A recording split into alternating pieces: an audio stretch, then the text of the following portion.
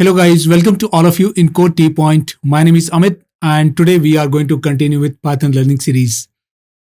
In this tutorial, we are going to talk about taking user input and type conversion. This is one of the very important topic, and in this topic we will learn how we can accept the values from users and we can apply some of the type conversions if required. So you can understand that this is one of the features that is applicable in every programming language. And in this case, it is allowing you to take the external variable, or that means the value is going to supply by users. So we will understand that is how we can accept those are the external values or the supplied values by users in Python programming. In Python, we can use the input function by taking the user input. So this is one of the functions which can be applicable for accepting the user values, right? In other programming language, which is a different, for example, in Java, we use void, but in Python, we use input function. So let's go and start writing this piece of the code in Python programming and we will see how it actually works. So I'm going to Jupyter Notebook once again. And in Jupyter Notebook, I'm going to use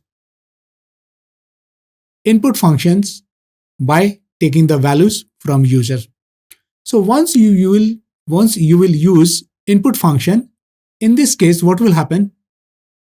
It will be show you the particular message, whatever the message you will send it to the user, and accordingly, it will be accept the values from the users. So let's go and do it. Then you will better understand it.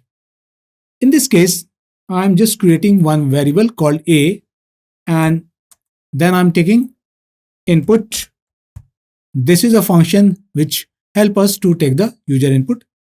Now I'm going to write, let's say, enter a number, correct? And then I'm closing this bracket. Input, small bracket, enter a number, and then close this bracket. If I execute this piece of the code, what will happen? This message will appear on the screen, enter a number, and with the horizontal box. And what we need to do is we need to supply the value inside this horizontal box. Okay. So let's say I'm going to supply 10 over here. So what will happen? Where this value has been stored.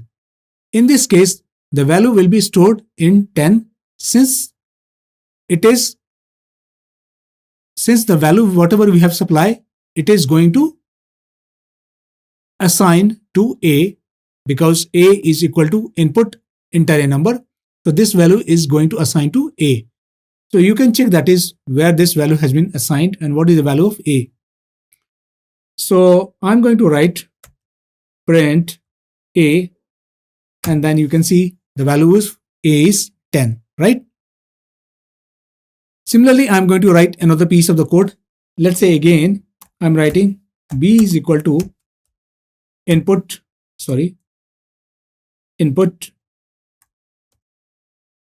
enter your name, correct? And again, if I will execute this piece of the code, it will show you the message, enter your name on screen and horizontal box. So let's say I'm going to write name Amit. So what will happen? This value will be stored in B, and you can check that is the value of B will be Amit, correct? Now the question is, what will be the data type of variable A or B? So again, we can test it out by using type function. So I'm going to use type function. So print type B, correct? And if I'm executing, it is showing class string. In the previous case also, let's go and test out what is a type of this input. So I'm using print type A, and then again, it is again showing class string. So the concept is the default data type of the input is string. The default data type of the input is string. So that means whatever the values it is going to take from the user, it will be in the form of string. Now, let's go and do it some more operations. Let's say this time we are going to take two inputs from user, input A and input B. And on top of it, we are going to perform some operations like additions, subtractions, multiplication, and so on. So let's go and start doing it and see how it works, right? Again, I'm writing let A1, let's say this time, input, and I'm going to write enter a number, correct? This is my first number. Again, I'm going to write B1, and this time again I'm going to write input function, and inside this input function enter another number, correct? And now if I'm going to do the additions like in A1 plus B1, so which should give me the summation of these two values. So I'm going to write print A1 plus B1, correct? So let's say the first value I'm going to supply over here is 10, and this value I'm going to supply is, let's say, 15. So what we supposed to get? We supposed to get 10 plus 15, which is 25. But what we are getting? We are getting 1015. So it is not a correct output we are getting. So what happened over here? In this case, since the values we are taking in the form of a string, and the string is not getting to add like the mathematical operations we does. In this case, what happened? It is going to do, or it has done the concatenate operations by A1 and B1. So let's say what is concatenate operations and how it is actually works. Let me explain to you. In this case, I'm going to open one Excel sheet. In this case, let's say the first name I have written is Amit, and that, let's say, second name I have written Kumar. This is my first name and this is my second name, let's say. And in this case, if I would like to, get the full name, that means in the first name and the second name all together. So how we can get it? We can use concatenate function, and I'm going to use, in this case, A1 comma B1, correct? And if I press enter, what we are getting? We are getting all this value together, which is Amit and Kumar. The same thing happened over here. In this case, 10 and 15 came together and it is performing like a concatenate operations. So, but we do not want this as an output. We want 10 plus 15, which is supposed to be 25, right? So what we should do? In this case, we need to do the type conversions. Okay. And the type conversion, why we need to do is because we need a number to add. We do not need a string to be added, right?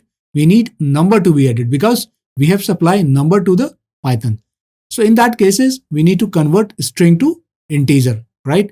For that, we will use type conversions, and inside the type conversion, what we will use? We will use integer functions, int function, right? So int function will convert string to integer, and then we will perform this operation. So let's go and do it again. I'm just copying this piece of the code over here. Okay.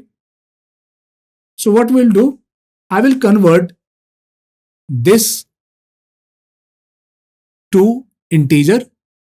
So we can do in two ways. Either we can convert this during the operations, or either we can convert while taking the input from user itself.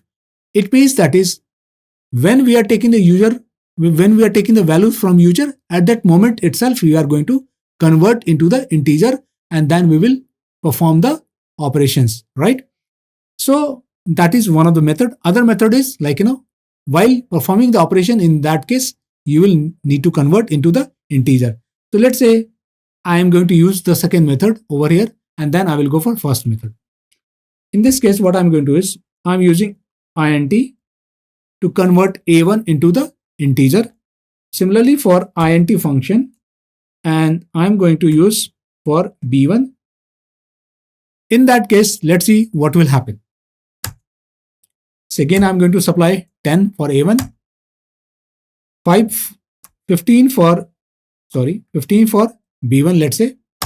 So what we are getting? 25. So this time we are getting correct output. Now again, we can perform this similar task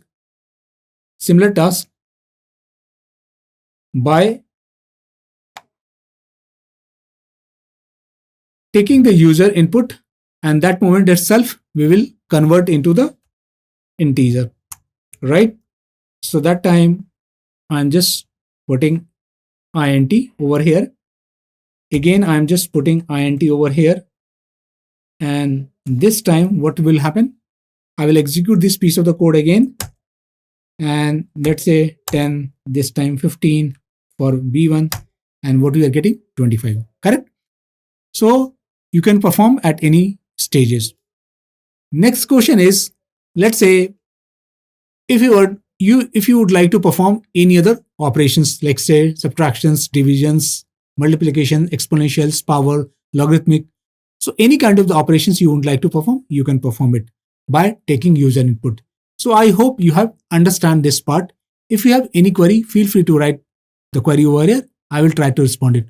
Hope you have enjoyed the session. Thank you. Thank you once again, guys.